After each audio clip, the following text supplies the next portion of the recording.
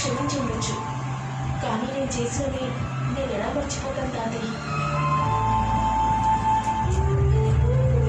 అవి తలుచుకుంటే నాకు ఇప్పటికీ చాలా బాధగా అనిపిస్తుంది. ఈ బాధను మర్చిపోవాలంటే ఏం చేయాలమ్మమ్మా అని అమ్మమ్మని అడిగాను. దేవుడి పూజ చేసుకుంటే మనసు ప్రశాంతంగా ఉంటుంది అని చెప్పింది. అవును, నేను నన్ను అడిగింది, కానీ ఇలా పూజ చేస్తుంది అనుకోలేదు. చేయడానికి కదమ్మమ్మ అడిగాను. ఏదని నీ మనవరాలు ఎలా ఉండాలని కోరుకున్నావో ఇప్పుడు నేను అలాగే ఉన్నాను కదా. నీకేంటమ్మా, నువ్వు నా బంగారు తల్లివి. నేను ఇలా చూస్తుంటే నాకు ఎంతో ముచ్చటగా ఉంది. అచ్చం సీతను చూస్తున్నట్టే ఉంది.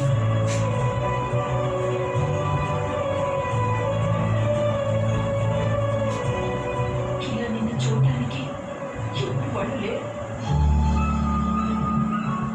వాళ్ళు లేకపోతే ఏం కానీ నువ్వు తాతి నన్ను అంతకన్నా ఎక్కువగానే చూసి